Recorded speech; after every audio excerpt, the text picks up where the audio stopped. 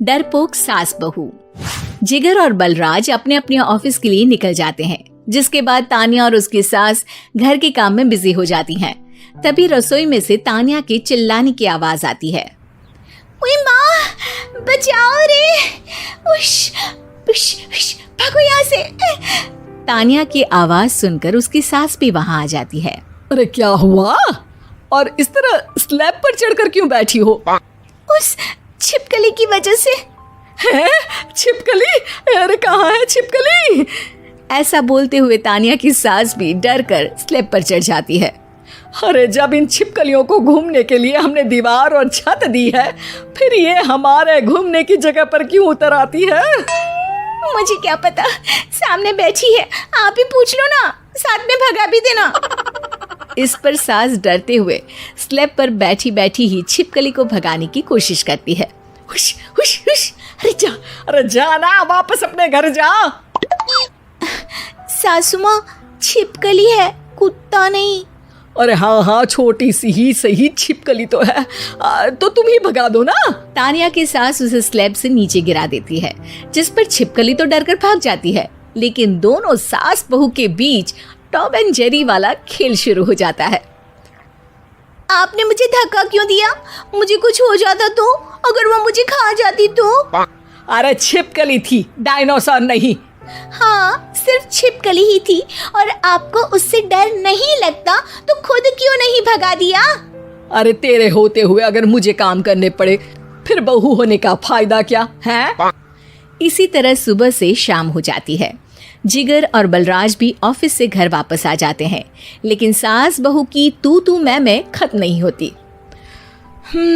आज इस सभा का मुद्दा क्या है? मम्मी ने मुझे छिपकली के सामने फेंक दिया। अरे वाह मेरे डरपोक, मुझ पर 30 साल से शेरनी जैसे हुक्म चला रही हो और एक छिपकली से डर गई।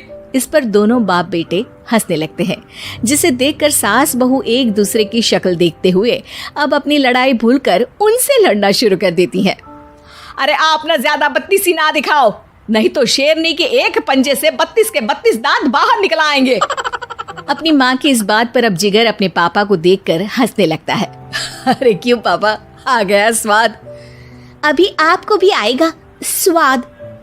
इस पर घर में सास बहू ड्रामा बंद होकर पति पत्नी नौटंकी शुरू हो जाती है, जिस पर तान्या से कहा सुनी के बीच जिगर अचानक चिल्लाते हुए कहने लगता है। कॉकरोच, इतना बड़ा कॉकरोच, हे भगवान, अब हमें इससे कौन बचाएगा? कॉकरोच का नाम सुनते ही दोनों सास बहू सारी लड़ाई भूलकर फुदक से कूदकर पास रखे सोफे पर चढ़ जाती हैं। अरे कहाँ है, अरे कहाँ है कमबख्त? अरे उसे भगाने की जगह अनाउंसमेंट तो ऐसे कर रहा है जिससे 12:40 की आखिरी लोकल है, छूटनी नहीं चाहिए। अरे भलाई का तो जमाना ही नहीं है। ठीक है भाई, अब मैं आपको बिल्कुल भी नहीं बताऊंगा कि आपके पीछे भी एक बहुत बड़ा कॉकरोच बैठा है। जिगर की बात पर एक बार फिर दोनों डर से उछल जाती हैं, जिसके बाद जिगर और बलराज इसी तरह कभी कॉकरोच तो कभी छिपकली का नाम लेकर उन्हें परेशान करते रहते हैं। अगली सुबह ये दोनों हमारे डर का ऐसे मजाक बना रहे थे जैसे खुद कभी किसी चीज से ना डरते हो। ये जिगर ना बचपन में तो चींटी से भी डर जाता था। पर मम्मी, उन्हें डराने के लिए मैं चींटी तो नहीं पकड़ सकती। अरे पागल औरत, इतना बड़ा होकर क्या वो चींटी से डरेगा?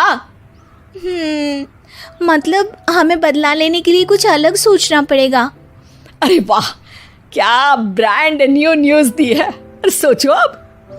दोनों बहुत देर तक जिगर और बलराज को डराने के लिए अलग अलग तरीके सोचती हैं, पर किसी भी अंजाम तक नहीं पहुंच पाती, जिस पर तान्या की सास उससे कहती है।